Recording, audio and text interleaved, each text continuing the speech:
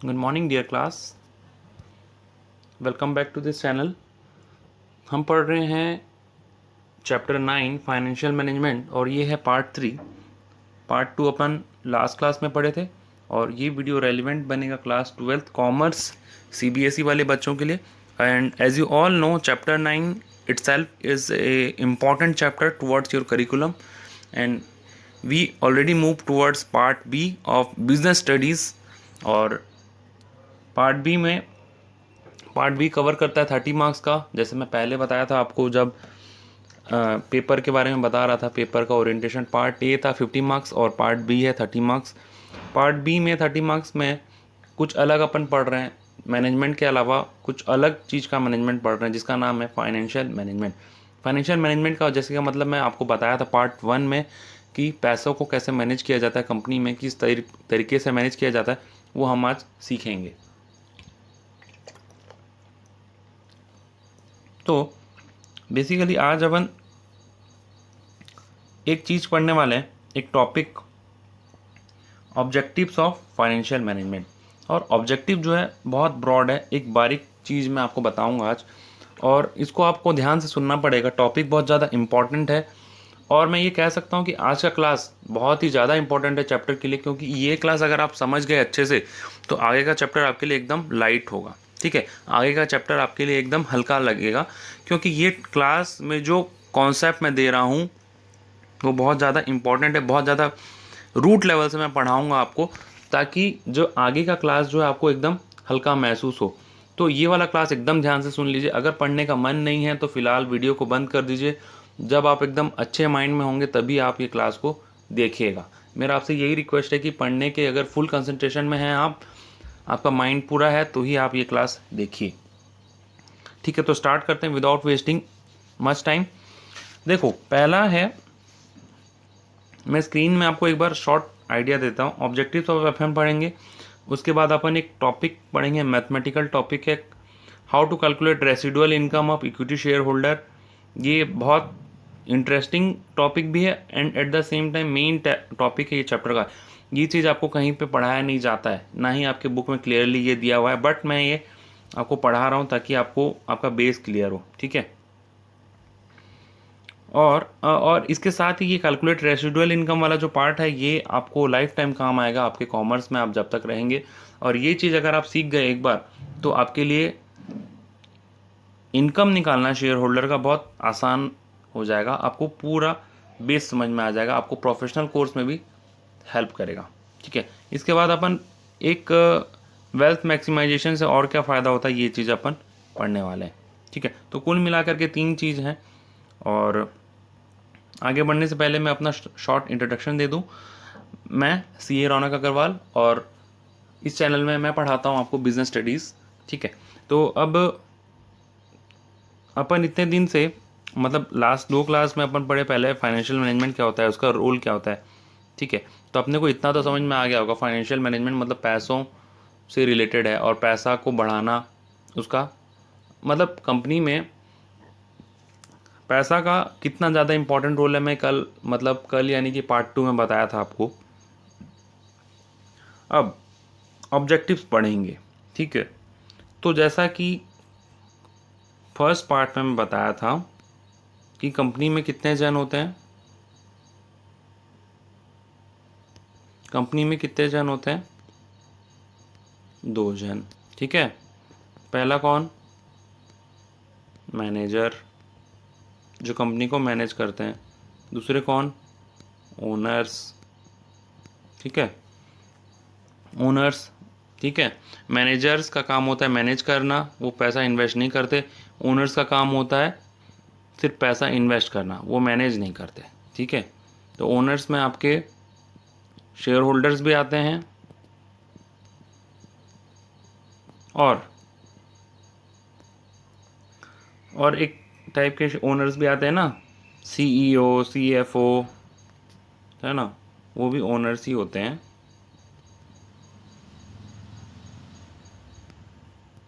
अभी के बाद से मैं इन दोनों को एक ही मानूंगा। ठीक है, इन दोनों को अपन सिर्फ यही देखेंगे कि ओनर्स मतलब शेयर होल्डर्स। ठीक है, मैं स्टार्टिंग में आपको आइडिया देने के लिए बताया था कि 2 टाइप के ओनर होते हैं, बट ये ओनर मतलब तो ओनर, मालिक मतलब तो मालिक ना, तो शेयर होल्डर्स मालिक हैं अपन, ये मान करके चलेंगे। ठीक है, आगे बताऊं? देखो एक चीज़ बताता हूँ, शेयर होल्डर्स भी 2 टाइप के होते हैं, ये आपको पता है। पहला प्रेफरेंस शेयर होल्डर और दूसरा इक्विटी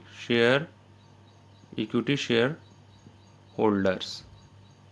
ठीक है, इनको मैं ESH के नाम से बोलूँगा। ठीक है, इक्विटी शेयर होल्डर्स को मैं ESH के नाम से लिखूँगा हमेशा शॉर्ट फॉर्म में। ठीक है, तो देखो क्लास 11th में मैं आपको ये बताया था कि शेयर होल्डर्स में 2 टाइप के शेयर होल्डर्स होते हैं, एक होते हैं प्रेफरेंस शेयर होल्डर, एक होते हैं इक्विटी शेयर होल्डर। तो इक्विटी प्रेफरेंस शेयर होल्डर को PSH लिख देते हैं एक बार के लिए, तो PSH और ESH। तो PSH जो हैं, क्या ये मालिक होते हैं? याद करो क्लास 11th में मैं आपको बताया था 2 टाइप के शेयर होल्डर होते हैं, PSH और ESH। तो क्या PSH मालिक होते हैं क्या? नहीं, ये गैरों से भी बदतर होते हैं, ये कंपनी के मालिक नहीं होते, इनको अपने पैसों से मतलब होता है, इनको डिविडेंड से मतलब होता है। ठीक है, याद आया कुछ? मैं एक लाइन बताया था क्लास में, एक लाइन वाले को प्रेफरेंस शेयर होल्डर बनाया था, एक लाइन वाले को इक्विटी शेयर होल्डर बनाया था। कुछ याद आया? फिजिकल क्लास का बातें याद आया कुछ? अभी तो आप वीडियो मोड में पढ़ रहे हैं, जब अपन फिजिकल क्लास में पढ़ते थे ये सारा डिस्कशन कितना अच्छा लगता था। आई होप आपको याद आ गया होगा। ठीक है,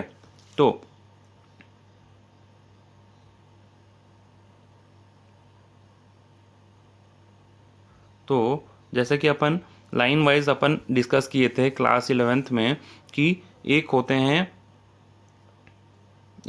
प्रेफरेंस शेयर होल्डर, एक होते हैं इक्विटी शेयर होल्डर। उसी चीज़ को मैं अभी ब्रीफ में बता रहा हूँ, ध्यान से सुनो।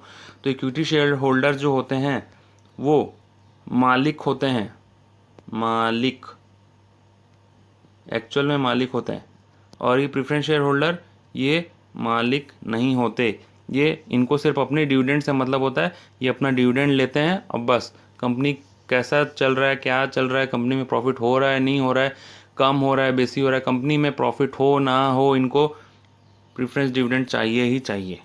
अब प्रेफरेंस शेयर होल्डर में भी अलग अलग टाइप के प्रेफरेंस शेयर होल्डर होते हैं जिनको कि फिक्स डिविडेंड चाहिए, वो चीज़ को मैं यहाँ पे डिस्कस नहीं कर रहा हूँ। सिर्फ मैं इतना बताना चाहता हूँ कि इक्विटी शेयर होल्डर जो होते हैं they are the real owners of the company. Equity share holders are the real owners of the company, मतलब बेचारे इतने रियल होते हैं कि ये बोलते हैं कि कंपनी में अगर प्रॉफिट है तो ही हमको प्रॉफिट देना, कंपनी में अगर लॉस है तो कोई बात नहीं, हमको डिविडेंड नहीं चाहिए, कंपनी में अगर प्रॉफिट है तो ही हमको डिविडेंड देना, अगर कंपनी में लॉस है तो डिविडेंड नहीं चाहिए। ठीक है, याद आया कुछ? आई होप कि आपको अच्छे से याद आ गया होगा। जो बच्चे वो क्लास में प्रेजेंट थे उस दिन वाला क्लास आपको याद आ गया होगा। ठीक है, तो ये है कॉन्सेप्ट जो कि मैं आपको बताना चाहता था, और ये 11th क्लास वाली बातें हैं। तो इक्विटी इतना याद रखिए कि इक्विटी शेयर होल्डर को जो पैसा मिलता है लास्ट में मिलता है, ये भी बताया था ना। प्रेफरेंस शेयर होल्डर वाले तो ऐसे हैं जिनको कि कंपनी में प्रॉफिट हो ना हो, कम हो बेसी हो, उनको तो पैसा चाहिए ही चाहिए, डिविडेंड चाहिए ही चाहिए। पर इक्विटी शेयर होल्डर वाले क्या बोलते हैं बेचारे, हम तो मालिक हैं, कंपनी तो हमारी है, प्रॉफिट होगा तो हमको मिलेगा, प्रॉफिट नहीं होगा तो नहीं मिलेगा, कोई बात नहीं। ठीक है, जब कंपनी का प्रॉफिट ज़्यादा होगा तो ज़्यादा मिलेगा, जब कंपनी का प्रॉफिट कम होगा तो कम मिलेगा, जब कंपनी का प्रॉफिट नहीं होगा तो नहीं मिलेगा। लेकिन प्रेफरेंस शेयर होल्डर को क्या है, फिक्स प्रॉफिट चाहिए, चाहे कंपनी में प्रॉफिट हो ना हो, कम हो बेसी हो, कंपनी चाहे शट डाउन हो जाए, लॉकडाउन हो जाए, वाइंड अप हो जाए, जो भी हो जाए, कंपनी में कुछ भी हो जाए, कंपनी में आग लग जाए, इनको तो इनका प्रॉफिट चाहिए। तो ये तो गैरों से भी बदतर हैं, ये कहाँ मालिक कहलाने के लायक हैं। तो इक्विटी शेयर होल्डर मतलब हम इक्विटी शेयर होल्डर के नाम से अपन बात करेंगे। ठीक है, इतना डिस्कशन को याद आया सारा डिस्कशन क्लास 11th वाला। और अब अपन आगे बढ़ते हैं, ये चीज़ को मैं यहाँ से क्लीन कर रहा हूँ। ठीक है, तो अब अभी अपन पढ़ेंगे ऑब्जेक्टिव्स ऑफ फाइनेंशियल मैनेजमेंट। देखो टॉपिक में याद करने वाला कुछ नहीं है, समझने वाला चीज़ है। ठीक है, आप समझते जाओ सारा कुछ, एकदम हल्का महसूस होगा। याद करने वाला, रट्टा मारने वाला बिल्कुल भी कोई चीज़ नहीं है। कॉन्सेप्ट क्लियर रखें, अपना माइंड क्लियर रखें। First one is objectives of financial management. देखो, पहला ऑब्जेक्टिव है, सीधे कट टू कट मैं पॉइंट में आऊँ तो ऑब्जेक्टिव्स ऑफ फाइनेंशियल मैनेजमेंट, जो ये चैप्टर है फाइनेंशियल मैनेजमेंट, इसका ऑब्जेक्टिव क्या है? Share holders wealth maximisation. Share holders wealth maximisation मतलब शेयर होल्डर्स का वेल्थ मतलब क्या? वेल्थ मतलब क्या होता है? वेल्थ मतलब होता है पैसे, ठीक है। और वेल्थ मतलब पैसा होता है, ठीक है।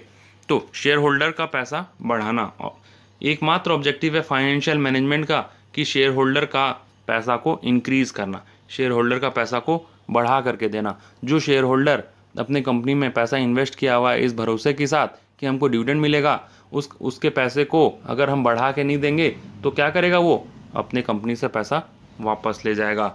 याद है ना, पार्ट 1 में बताया था कि ये कंपनी है, यहाँ पे शेयर होल्डर पैसा इन्वेस्ट किया है, तो अगर उसको एज सच मतलब शेयर होल्डर और इक्विटी शेयर होल्डर ही मान लो, तो यहाँ पे कंपनी में अगर पैसा इन्वेस्ट किया है, अगर उसको पैसा हम बढ़ा करके ना दें तो वो क्या करेगा? अपना पैसा यहाँ से वापस ले जाएगा, ठीक है। याद आया? अगर आपके पेरेंट्स को आप पैसा कुछ रिटर्न ना करो तो नेक्स्ट टाइम वो तुमको बढ़ा करके देंगे क्या? या फिर ऐसा भी हो सकता है कि वो पैसा आपको ना दें। ये डिस्कशन पार्ट 1 में मैंने किया हुआ है, ठीक है। तो एकमात्र ऑब्जेक्टिव क्या है फाइनेंशियल मैनेजमेंट का? Share holders wealth maximisation, share holder के पैसे को बढ़ा करके देना, ठीक है। तो जो मैनेजर्स होते हैं कंपनी में, कितने आदमी हैं? कितने आदमी थे साहब? 2। पहला कौन? मैनेजर। दूसरा कौन? शेयर होल्डर, ठीक है। तो शेयर होल्डर क्या चाहता है? Wealth maximisation. अब मैनेज कौन कर रहा है? मैनेजर। तो मैनेजर को कैसा काम करना चाहिए? मैनेजर को ऐसा काम करना चाहिए कि उनका शेयर प्राइस इंक्रीज हो, ठीक है। मैनेजर को कैसा काम करना चाहिए? ऐसा काम करना चाहिए जैसे कि शेयर प्राइस इंक्रीज हो, कंपनी के शेयर प्राइस इंक्रीज हो। उससे क्या होगा? अरे शेयर प्राइस इंक्रीज होगा तो उनके जो शेयर होल्डर्स हैं, ये जो शेयर होल्डर्स हैं यहाँ पे आशा लगाए जो बैठे हैं कंपनी में, ऐसे करके कितने सारे शेयर होल्डर्स हैं, लाखों में, करोड़ों में। ये जो आशा लगाए बैठे हैं, इनके चेहरे पे मुस्कान आएगी। मुस्कान कोई लड़की का नाम नहीं है, इनके चेहरे के स्माइल को बोल रहा हूँ, ठीक है। तो इनके चेहरे की मुस्कान बढ़ेगी, और इनके चेहरे की मुस्कान बढ़ेगी तो ये पैसा और इन्वेस्ट करेंगे कहाँ पे? कंपनी में, ठीक है। तो शेयर होल्डर वेल्थ मैक्सिमाइजेशन पहला ऑब्जेक्टिव है। लेकिन वो शेयर होल्डर वेल्थ मैक्सिमाइजेशन कैसे होगा? Maximise when the share price increase. तो मैनेजर को कैसा काम करना चाहिए? मैनेजर को ऐसा काम करना चाहिए जैसे कि कंपनी के शेयर का भाव ऊपर जाए, ना कि नीचे जाए, ठीक है। अब आप बोलोगे कि कंपनी के शेयर का भाव ऊपर कैसे जाएगा? बताता हूँ। कंपनी के शेयर का भाव ऊपर कब जाएगा? भाव ऊपर कब जाएगा? अच्छा एक बात बताओ, मजाक मजाक में, आपका भाव ऊपर कब जाता है? मतलब आपका भाव कब बढ़ जाता है? जब आपके पास कुछ अच्छा चीज़ होता है तब ना, तब आपका थोड़ा ईगो बढ़ जाता है ना? ऐसा होता है। मजाक कर रहा था, मतलब नॉर्मल सा बात है, बोलते हैं ना कि अरे भाव खा रहा है बहुत, ठीक है, बहुत घमंडी है वगैरह वगैरह। तो जब सामने वाले के पास कुछ ऐसी चीज़ हो तो उसका भाव ऊपर चला जाता है। लाइक वाइज ये जो कंपनी है, कंपनी के साथ भी सेम है। कंपनी के पास कुछ ऐसे अच्छी चीज़ है, कंपनी के पास कोई ऐसा नया मशीन है, न्यू मशीन कंपनी ने परचेज़ कर लिया, ऑटोमेटिक वाला, ठीक है। न्यू टेक्नोलॉजी वाला मशीन कंपनी ने परचेज़ कर लिया, तो क्या उसका भाव ऊपर जाएगा? यस, डेफिनेटली ऊपर जाएगा, ठीक है। कंपनी ने कोई एडवांस प्रोडक्ट लॉन्च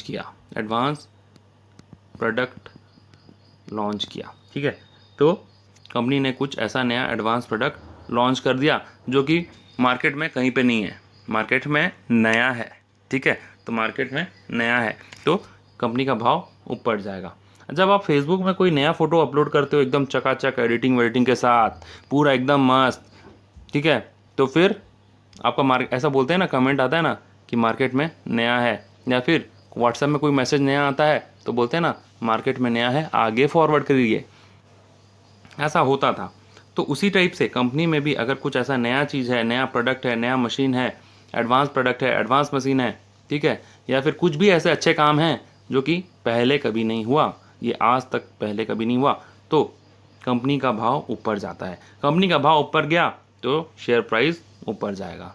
समझ में आ गया होगा मेरे ख्याल से, आपको समझ में आ गया होगा।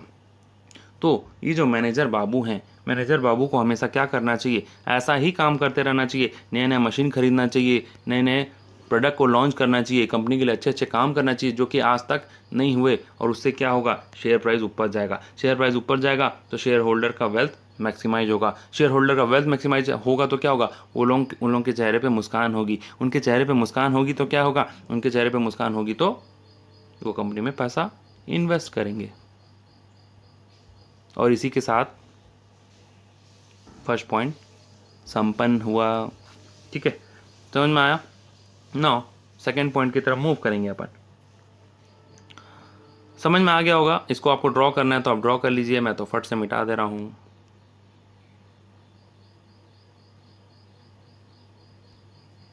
अब देखो दूसरा ऑब्जेक्टिव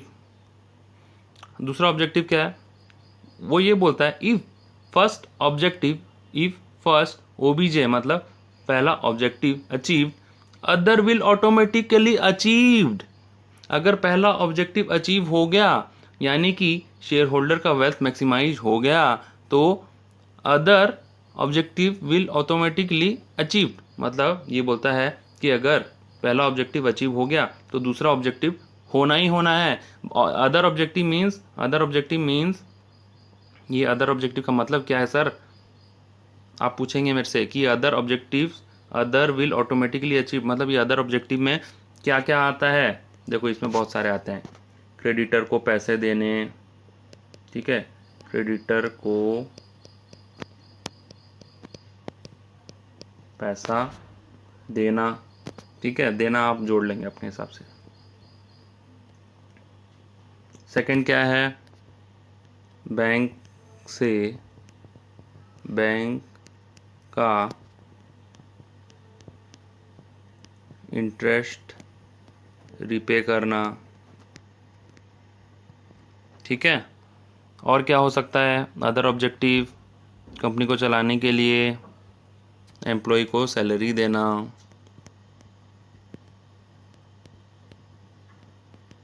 एम्प्लॉय को सैलरी देना हुआ। और क्या हो सकता है,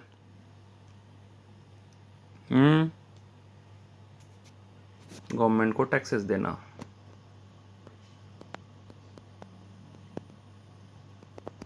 ठीक है, देखो मैं कितने सारे ऑब्जेक्टिव आपके सामने में रख दिया। क्रेडिटर को पैसा देना एक ऑब्जेक्टिव, बैंक का इंटरेस्ट रिपे करना एक ऑब्जेक्टिव।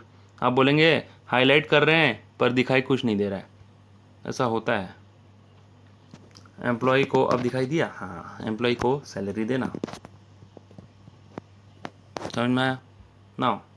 और क्या हो सकता है, गवर्नमेंट को टैक्स देना। ठीक है, तो देखो अगर मेरा बोलने का मतलब ये है कि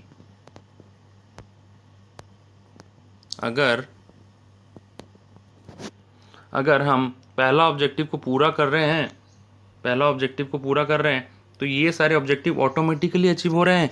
आप बोलेंगे कैसे, मैं बताऊंगा ऐसे थोड़ी देर के बाद।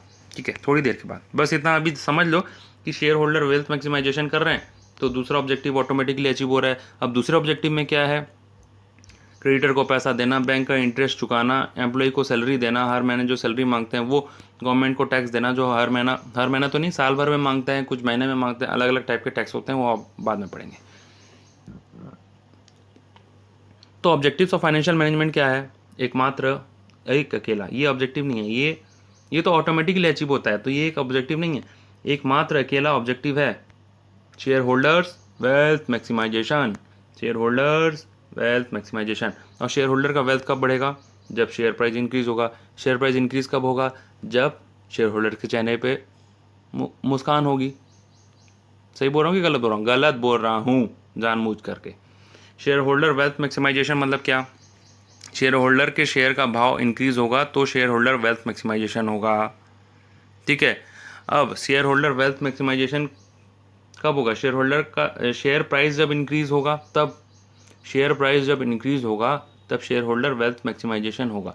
शेयर का प्राइस इंक्रीज कब होगा? बताया था ना, जब कंपनी में नए नए काम होंगे, कंपनी का भाव बढ़ेगा, कंपनी का कुछ अच्छा होगा, कंपनी में कोई नया मशीन आएगा, कंपनी में कोई नया प्रोडक्ट आएगा तो कंपनी का भाव बढ़ेगा। कंपनी का भाव बढ़ेगा तो कंपनी के शेयर का भाव बढ़ेगा। कंपनी के शेयर का भाव बढ़ेगा तो शेयर होल्डर का वेल्थ मैक्सिमाइजेशन होगा, ठीक है। शेयर होल्डर का पैसा इंक्रीज होगा। अरे सिंपल सेंस है, शेयर होल्डर का पैसा इंक्रीज करना जैसे भी करो, ठीक है। और अगर शेयर होल्डर का पैसा इंक्रीज हो गया तो ये सारे ऑब्जेक्टिव ऑटोमेटिकली अचीव हो जाएंगे। इसको नोट करके रख लो आप, इसको नोट करके रख लो, इसको नोट करके रख लो। ये अभी मैं मिटा दूंगा थोड़ी देर में, थोड़ी देर क्या, तुरंत ही मिटा दूंगा। फिर आप पूछोगे कि क्या किए थे। इसको नोट करके रख लो, वीडियो को पॉज कर लो, इसको नोट करके रख लो।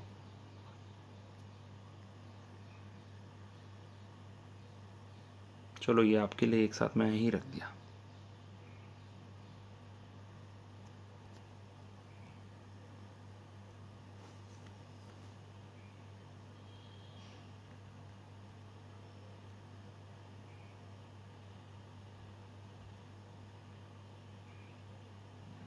अब आप बोलेंगे कि ये हुआ कैसे? चलो समझ में तो आ गया कि वन ऑब्जेक्टिव, पहला ऑब्जेक्टिव अचीव होगा तो दूसरा ऑटोमेटिकली हो जाएगा। दूसरा में ये सारा था, शेयर होल्डर का पैसा, बैंक का इंटरेस्ट, एम्प्लॉय को सैलरी देना, गवर्नमेंट का टैक्स देना। ये हुआ क्यों?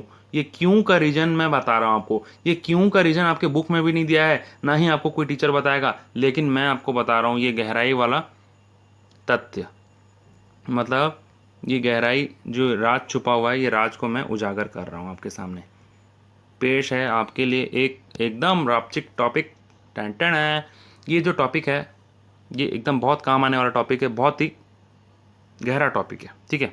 बताता हूँ आपको, बताता हूँ। How to calculate residual income of equity share holder, मतलब जो इनकम होता है शेयर होल्डर का वो कैसे कैलकुलेट करना है वो बताता हूँ, ठीक है। क्योंकि अगर अपन ये सीख गए कि इक्विटी शेयर होल्डर को कब पैसा मिलता है तो हमको समझ में आ जाएगा कि ये सारे ऑब्जेक्टिव क्यों अचीव हो जाएंगे। मतलब अगर इक्विटी शेयर, इतना तो पता है ना कि इक्विटी शेयर होल्डर को लास्ट में पैसा मिलता है, ये मैं बताया था, अभी भी बताया था थोड़ी देर पहले, 15-20 मिनट पहले तो, और क्लास 11 में भी बताया था। तो अभी फिर से बोल रहा हूँ कि शेयर होल्डर्स यानी कि इक्विटी शेयर होल्डर को पैसा कब मिलता है? लास्ट में मिलता है, ठीक है। तो जब लास्ट में पैसा मिलता है इसका मतलब ये है कि सबको पैसा देने के बाद मिलता है, ठीक है। जब इक्विटी शेयर होल्डर को पैसा लास्ट में मिलता है तो इसका मतलब ये है ना कि सबको पैसे देने के बाद मिलता है। अगर सबको पैसे देने के बाद मतलब इन लोग को, सबको मतलब यही लोग, यही, ये देखो, यही लोग, सबको पैसे देने के बाद इक्विटी शेयर होल्डर को पैसा मिलता है। सब में कौन आया? क्रेडिटर आया, क्रेडिटर को पैसे देने हैं, बैंक का इंटरेस्ट चुकाना है, एम्प्लॉय को सैलरी देना है, और गवर्नमेंट को टैक्स देने के बाद क्या होता है? ये सब देने के बाद क्या होता है? शेयर होल्डर को पैसे मिलते हैं, इक्विटी शेयर होल्डर को, ठीक है। तो इक्विटी शेयर होल्डर का इनकम लास्ट में निकलता है यहाँ पे, ये जगह, ये जो ग्रीन में लिखा हुआ ना ये, ठीक है। तो इससे ये साबित होता है कि सारे अदर ऑब्जेक्टिव भी अचीव हो जाते हैं, ठीक है। अभी इसको समझा रहा हूँ मैं कि ये है कैसे, क्या क्या निकालते हैं। ये निकालने से क्या निकलेगा? इक्विटी शेयर होल्डर का इनकम, और इक्विटी शेयर होल्डर का इनकम अगर पॉजिटिव आया इसका मतलब इन लोग को पैसे तो मिल ही गए हैं, ये लोग तो खुश ऑलरेडी हैं। तो कुल मिलाकर के ऑब्जेक्टिव्स ऑफ फाइनेंशियल मैनेजमेंट में क्या आता है? शेयर होल्डर वेल्थ मैक्सिमाइजेशन, मतलब ये जो ग्रीन कलर है इसको बढ़ाना, ये जो ग्रीन कलर में लिखा हुआ है ना, profit available to equity share holder, इसको बढ़ाना। क्योंकि ये अगर बढ़ा तो ऑटोमेटिकली ये सारा चीज़ हो जाएगा। क्योंकि ये देखो, ये सारा ये जो है ये लास्ट में है, ये profit to equity share holder ये लास्ट में है। मतलब इस सबको पैसा देने के बाद यहाँ पे ये लोगों ने,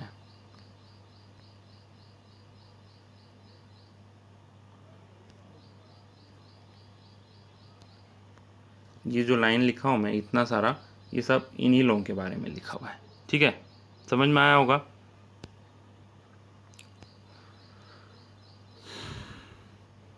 तो अभी अपन सीखेंगे कि how to calculate residual income of equity share holder. Now we will learn how to calculate residual income of equity shareholder so that we can able to know whether their wealth maximized or not. And if their wealth is maximized, then we can say that the other objectives are also achieved. ठीक है, देखो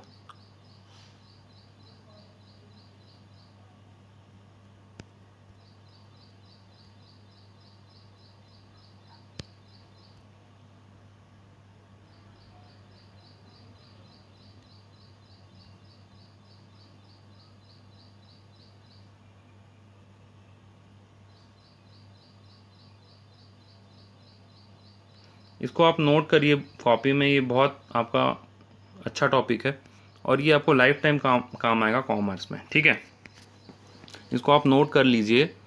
मैं बताता हूँ, ये एक step है, step wise अपन calculate करेंगे और दो सिचुएशन लेंगे डिस्कस करने के लिए।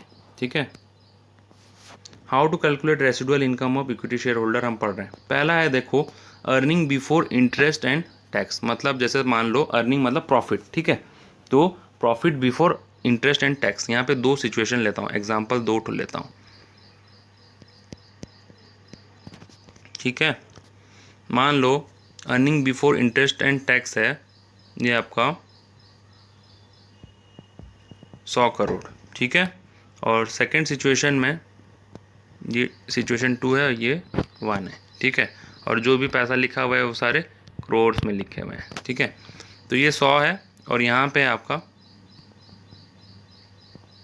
70। ठीक है, earning before interest and tax मतलब इसको अपन बोलते हैं प्यार से EBIT। ये टर्म इंटरनेशनली यूज्ड होता है। ठीक है, इंटरनेशनली यूज होता है EBIT, earning before interest and tax. यहाँ ऊपर लिखा है ना, earning before interest and tax, तो इसको EBIT अपन बोलते हैं। ठीक है,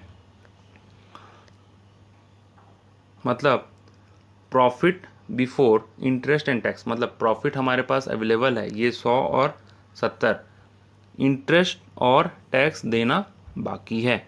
इसमें से अपन माइनस क्या करेंगे अब, माइनस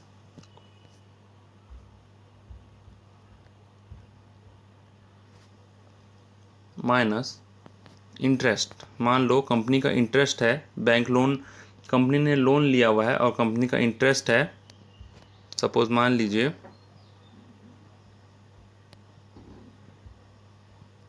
50। इंटरेस्ट तो बराबर ही रहेगा दोनों सिचुएशन के लिए। माइनस करने के बाद क्या आएगा, PBT। ठीक है, यहाँ पे बचा 50, यहाँ पे कितना बचेगा 20। दो सिचुएशन अलग अलग डिस्कस कर रहे हैं, दोनों के बीच में रेड लाइन है। ठीक है, चलो तो अभी अपने पास ही 50 और 20 क्या आया, प्रॉफिट बिफोर टैक्स, जिसको अपन PBT बोलते हैं। और ये भी जितना भी टर्म में शॉर्ट फॉर्म में लिखा हूँ वो सारा इंटरनेशनली रिकॉग्नाइज्ड टर्म है।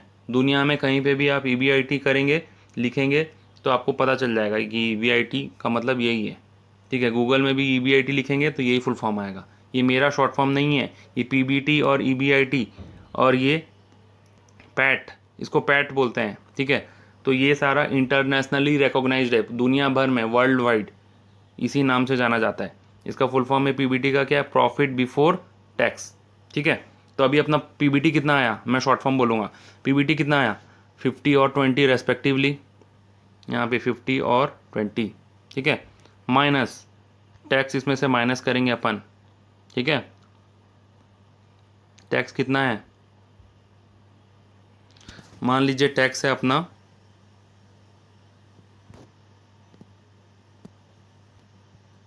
10 और इधर भी 10, ये दोनों फिक्स रहता है। देखो इंटरेस्ट और टैक्स, देखो कई जगह टैक्स परसेंटेज में भी रहता है, लेकिन मैं कैलकुलेशन को इजी करने के लिए आपका फिक्स 10-10 दे दिया हूँ। ठीक है, तो टैक्स है आपका 10, या तो चलो परसेंटेज में कर ही देता हूँ, फिर आप बोलेंगे कि टैक्स तो ऐसा फिक्स नहीं रहता है, कोई डिबेट करना चालू कर देंगे मेरे साथ। वेट,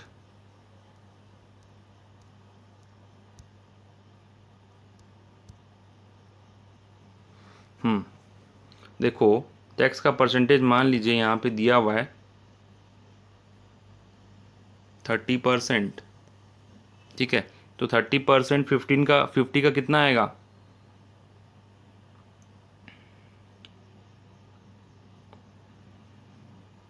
15 आएगा ना। मैं मिटाने की कोशिश कर रहा हूँ।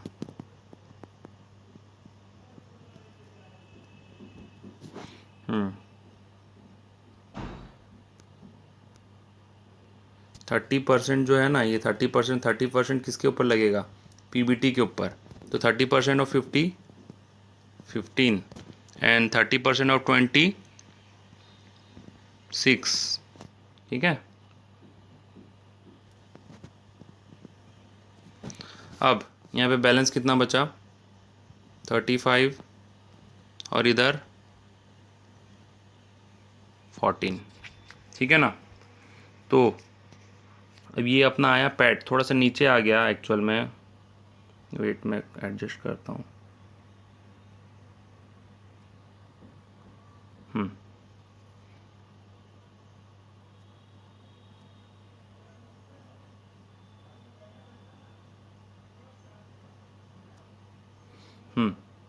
तो 35 और 14 आया अपना। 35 और 14 क्या आया है? पैट। 35 है सिचुएशन 1 के लिए और 14 है सिचुएशन 2 के लिए। अब मान लीजिए इसमें से प्रेफरेंस डिविडेंड है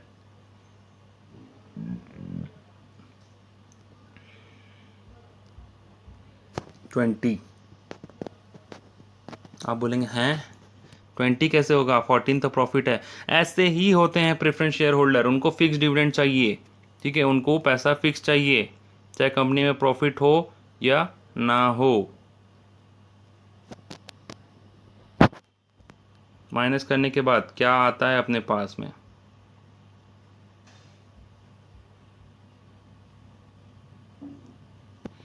-35 -20 कितना आएगा? 15। और ये 14 -20 -6 यानी कि लॉस, ठीक है। तो दो सिचुएशन अपने डिस्कस किए, रेसिडुअल इनकम हम निकाल रहे हैं। पहले सिचुएशन में EBIT था 100 और सिचुएशन 2 में EBIT था 70। इंटरेस्ट दोनों सिचुएशन में बराबर था। 50 माइनस करने के बाद यहाँ पे आता है 50 और इधर आता है 20 करोड़, ठीक है।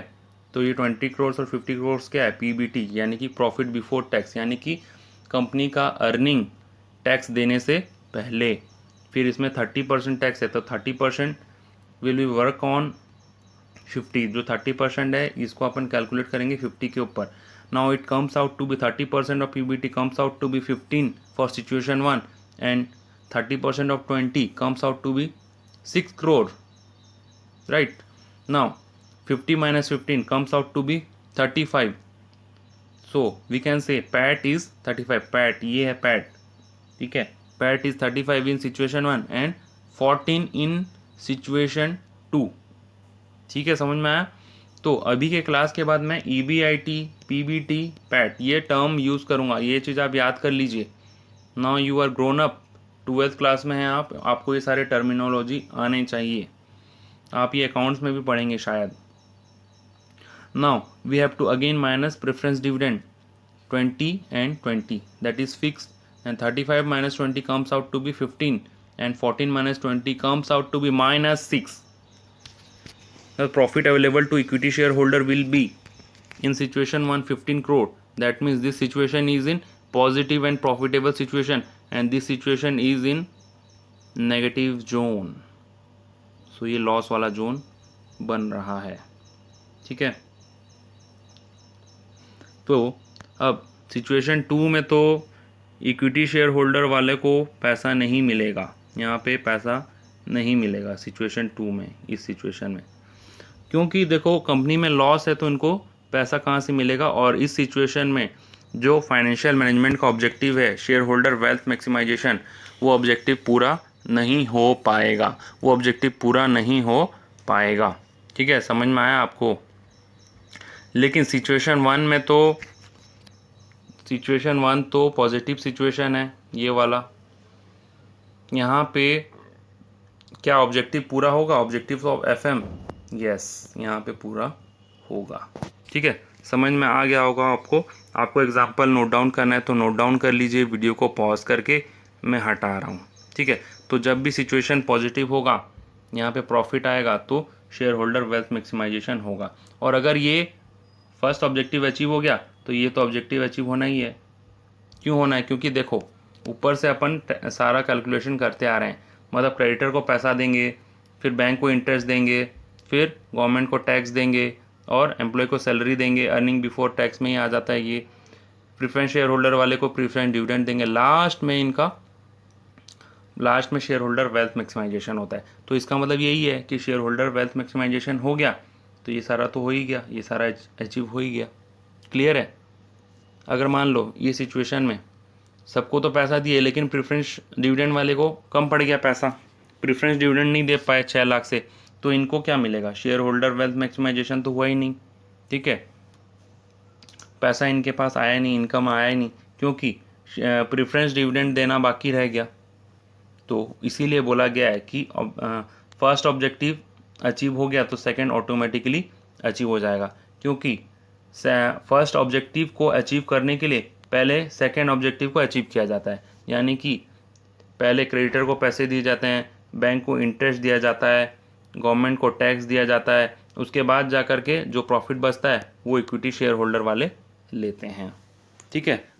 तो इक्विटी शेयर होल्डर वाले लास्ट में पैसा लेते हैं, इसीलिए उनको ये बोला जाता है कि अगर उनको पैसा मिल गया तो हम ये मानते हैं कि सबको पैसा मिल गया।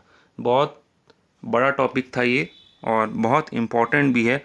अगर समझ में नहीं आया आपको तो फिर से वीडियो को रिवाइंड करके देख लीजिए, ठीक है। और ये एग्जाम्पल को ज़रूर नोट कीजिएगा। और ये आप अगर मेरे से पूछेंगे कि ये ऐसा क्यों है, ये इसका एक स्टैंडर्ड फॉर्मेट है निकालने का। ये भी वर्ल्ड वाइड यूज़ होता है कि इसी तरीके से निकाला जाएगा, ठीक है ना। आगे जब आप हायर स्टडीज़ में पढ़ेंगे तो हायर स्टडीज़ में इसके बारे में और जानकारी आपको मिलेगा, ठीक है। अब छोटा सा टॉपिक एक और रह गया है, वो मैं बता देता हूँ आगे बढ़ के।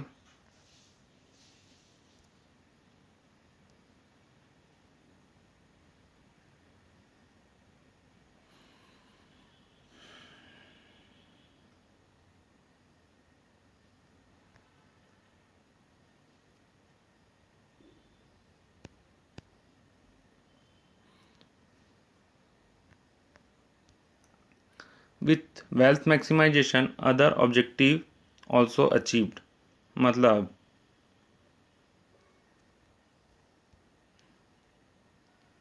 ये बोल रहा है कि अगर ये पहला ऑब्जेक्टिव अचीव हो गया तो अदर ऑब्जेक्टिव ऑल्सो अचीव हो जाएगा, ठीक है। जैसे कि छोटा सा एक ठो कोड वर्ड है एफसी पुल, ठीक है। एफसी पुल मतलब अदर ऑब्जेक्टिव क्या क्या है? Financial commitment. एफसी में है, एफसी का है financial commitment, P for profit maximisation, U for utilisation of funds properly and L for liquidity maintenance. मतलब यही बोल रहा है कि अगर शेयर होल्डर वेल्थ मैक्सिमाइजेशन वाला ऑब्जेक्टिव अच्छे से अचीव कर लिया कंपनी, जैसे कि अपन एग्जांपल 1 में देखे थे कि प्रॉफिट था, और सेकंड एग्जांपल में मतलब एग्जांपल 2 सिचुएशन 2 में -6 का लॉस था। मतलब पहले सिचुएशन में तो 15 करोड़ का प्रॉफिट था और सिचुएशन 2 में -6 का लॉस था, मतलब 6 करोड़ का लॉस था, है ना। तो बोल रहा है अगर सिचुएशन 1 है कंपनी के लिए 15 करोड़ का प्रॉफिट हो रहा है तो क्या क्या चीज़ अचीव हो जाएगा? फाइनेंशियल कमिटमेंट मतलब देखो यहाँ पे देख लो आप फिर से,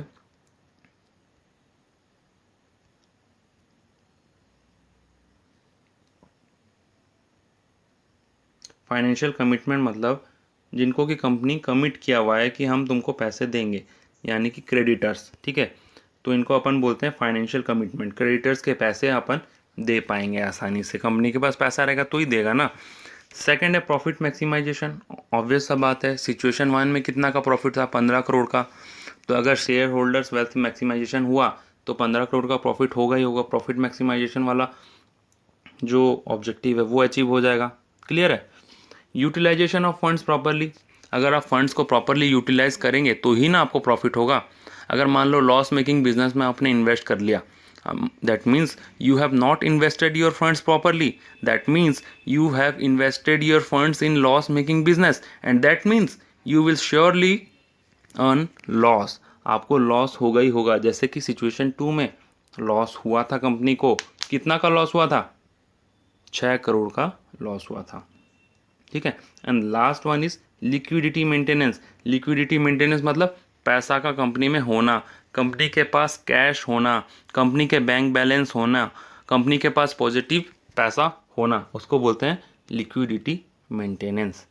तो अगर पहला objective share holder wealth maximisation का ऑब्जेक्टिव अचीव हो गया तो ये सारे ऑब्जेक्टिव भी अचीव हो जाएंगे, ये भी अचीव हो जाएगा, सब कुछ बढ़िया हो जाएगा, ठीक है। With wealth maximisation other objective achieve. Other objective क्या है? एफसी पुल। एफसी पुल, एफसी का financial commitment, P for profit maximisation, U for utilisation of funds properly, L for liquidity maintenance, ठीक है। तो एक बार फिर से, F C for financial commitment, P for profit maximisation, U for utilisation of fund, L for liquidity maintenance, ठीक है। तो with this we have completed objectives of financial management. और आप देखे होंगे कि ऑब्जेक्टिव्स ऑफ फाइनेंशियल मैनेजमेंट कितना गहरा टॉपिक है और कितना इम्पॉर्टेंट भी है, कितना सारा इसमें टॉपिक, कितना कॉन्सेप्ट छुपा हुआ है, ठीक है, और कितना इम्पॉर्टेंट है। तो आई होप आपको समझ में आया होगा और आप जो हैं आज का क्लास एंजॉय किए होंगे। आपको नोट डाउन करना है तो स्क्रीन के सामने मैं ये तीनों टॉपिक को यहाँ रख दिया हूँ, आप पॉज करके आप नोट डाउन कर सकते हैं, स्क्रीनशॉट ले सकते हैं, आपको जो मर्जी आप लिख सकते हैं, ठीक है।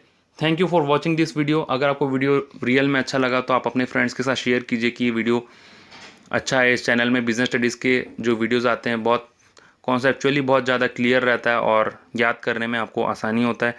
चैनल को सब्सक्राइब करेंगे तो आपको ऐसे वीडियो रेगुलरली मिलते रहेंगे और आपका बिजनेस स्टडीज़ वाला जो सब्जेक्ट है वो अच्छे से कंप्लीट हो जाएगा और आपका ही भला होगा, आपका बिजनेस स्टडीज़ आप अच्छे मार्क्स सिक्योर कर पाएंगे। वीडियो अगर अच्छा रियल में लगा होगा तो लाइक कीजिएगा, अगर वीडियो ख़राब लगा होगा तो डिसलाइक करना मत भूलना। Thank you again, have a nice day, bye bye.